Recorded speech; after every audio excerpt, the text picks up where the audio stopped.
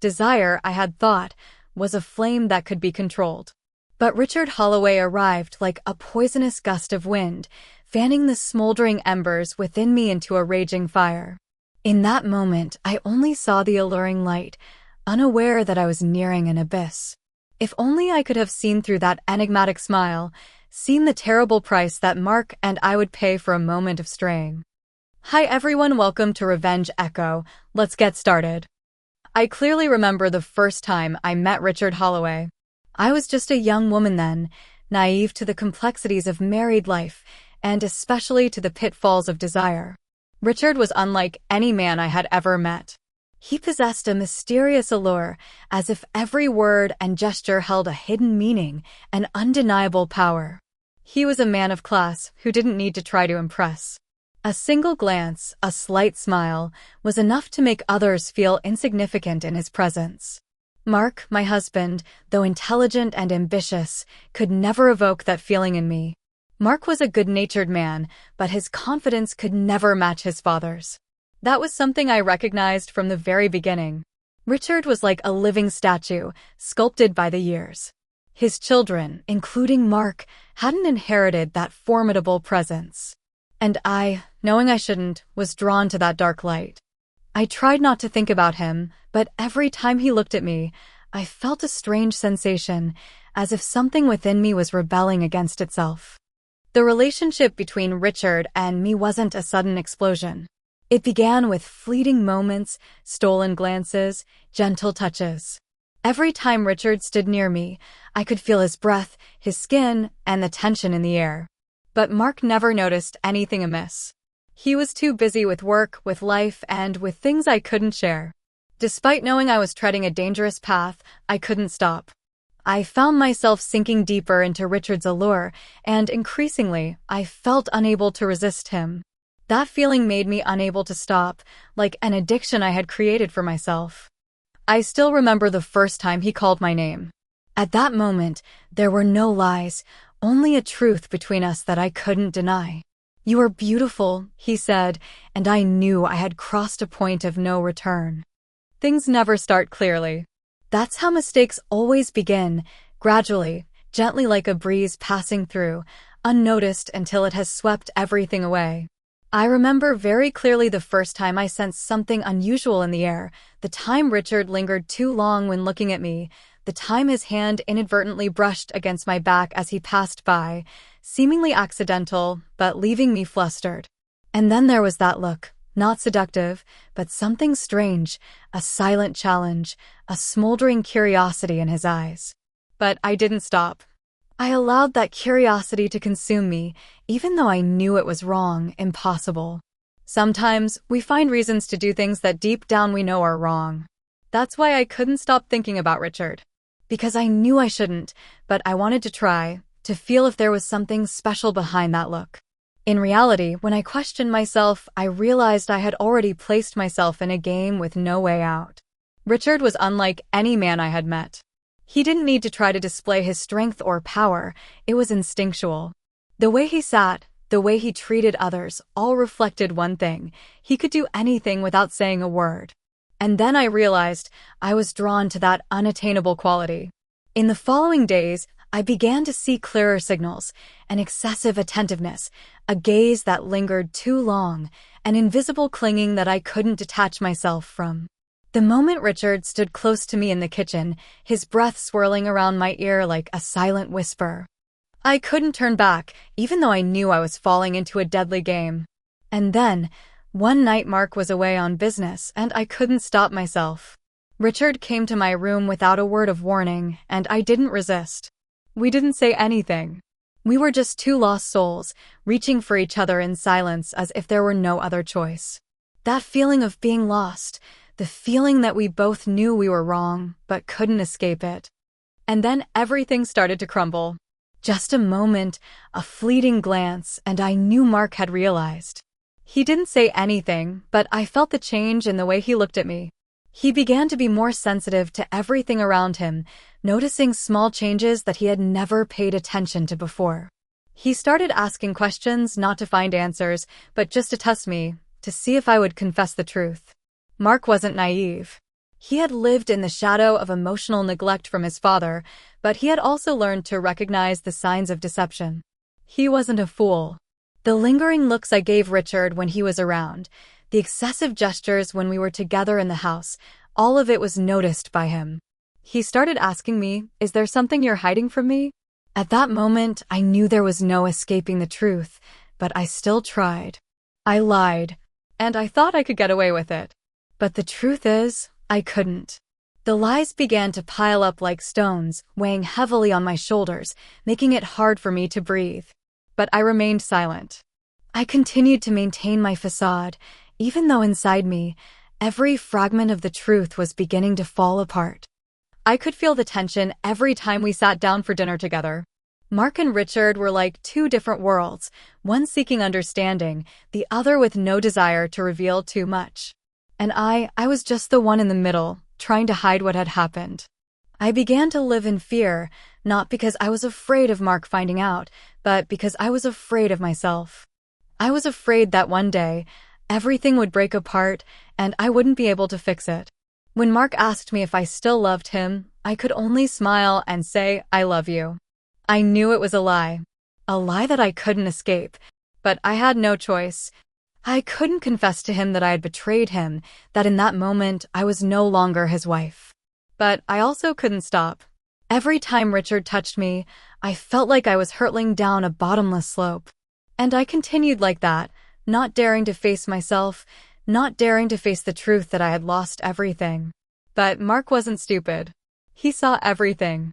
And then, one day, all the lies, all the pretense were laid bare before his eyes.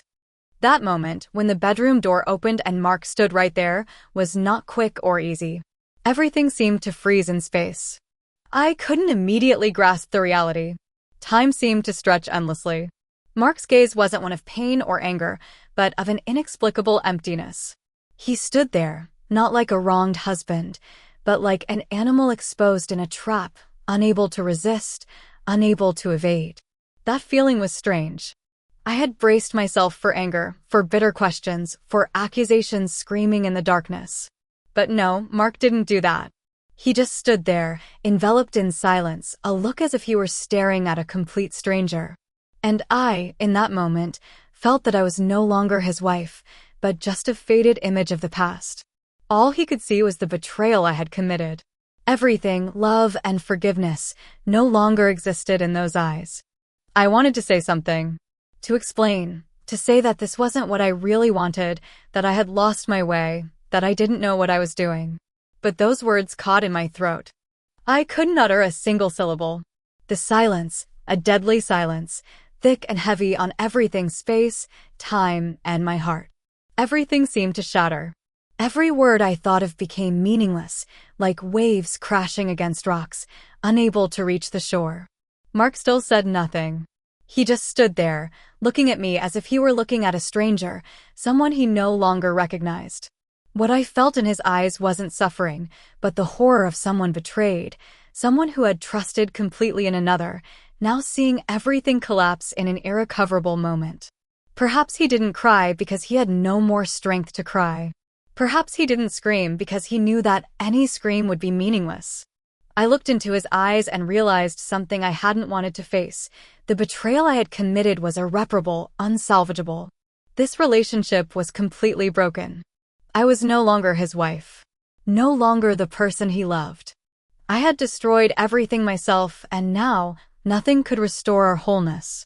Mark said nothing for long, drawn-out minutes, only the stillness and our even breathing.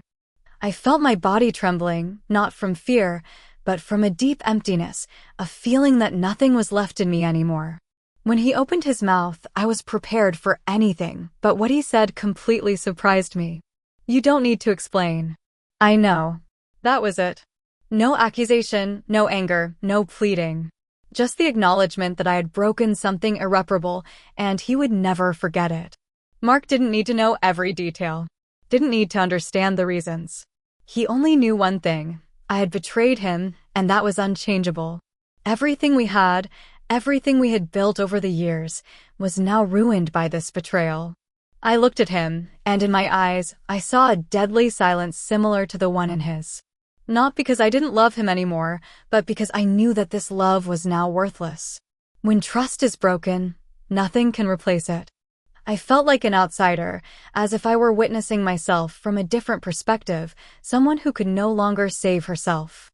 Mark stood up without another word, he walked out, and I was left alone in that room, with Richard beside me, who now also had nothing left to hold on to.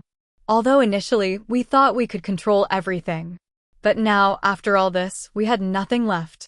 That feeling was like a deep, unbleeding cut. All that remained was an unfillable emptiness. And then, when Mark left, when I was left alone in the empty room, I realized that my betrayal had not only destroyed the relationship between him and me, but had also destroyed my own character. I had lost myself, and nothing could bring back what was lost. After that night, when Mark left, everything seemed to have ended. I couldn't call it a conclusion, because a conclusion is an acceptable concept, one that can offer some solace. But for me, there was no conclusion. All that remained were scattered fragments, faded memories that could no longer be pieced together. Mark never returned. There was no apology, no explanation. He didn't give me a chance to justify myself, nor did he give me a chance to hold on. Mark was gone, and I knew I had lost him forever. That didn't surprise me. I had known beforehand that nothing could change the truth. My actions were a wound that could not heal. And he didn't want to hurt anymore. But what I couldn't forget, couldn't erase from my mind, was his last look. There was no anger, no resentment. Only defeat. He didn't hate me. He hated himself for believing the lies and hated me for losing everything in a foolish moment. As for Richard, after Mark left, there were only the two of us. The whole house felt like a large tomb, cold and silent.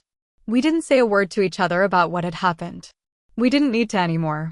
Richard was still that man, cold and arrogant, but now that arrogance had no place to stand. The relationship between us wasn't a love affair, at least not in the way I had once thought.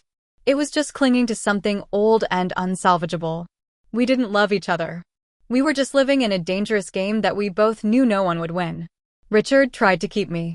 He didn't say it, but I could feel the hidden eagerness in his actions. The times he touched my hand, the haunting looks he still couldn't control. But I didn't feel anything anymore. All feelings had died long ago. The sexuality we had shared wasn't a fulfillment, but just a filling of the void that we both felt in our lives. The so-called passion was just a meaningless urge. And after that, there was nothing. I couldn't face Richard anymore. I couldn't look at his face without feeling guilty. Couldn't continue living in this pretense. Everything I had ever built was now meaningless fragments. Suddenly, I felt like an escapee, someone living in the shadows, with no truth to hold on to, no reason to continue. And I understood that, perhaps, I would never find a reason again. Then, I decided to face the truth. I left that house, taking with me what remained, the memories, the lies, and the unquenchable pain. Richard didn't stop me. He just watched me go, his eyes full of coldness and indifference, as if I were just a part of a game he had played for a long time, and now it was over. Mark didn't return. I didn't think he would. But a part of me still hoped, foolishly hoped that there might be a miracle, that maybe we could salvage this relationship. But no, there were no miracles. Only the inevitable breakdown and pain. I wondered if I deserved forgiveness, a second chance. But the answer was no. I had lost everything myself. I had let my illusions lead me, and now I had to face the consequences. The price to pay for this betrayal wasn't the punishment of Mark or Richard, but the price I had to pay in my own soul. Have you ever experienced or witnessed similar situations in life? What are your thoughts on the choices and consequences the characters are facing? Let's share and discuss in the comments section. If you found a connection in this story, please subscribe to the channel to explore other aspects of life and relationships together.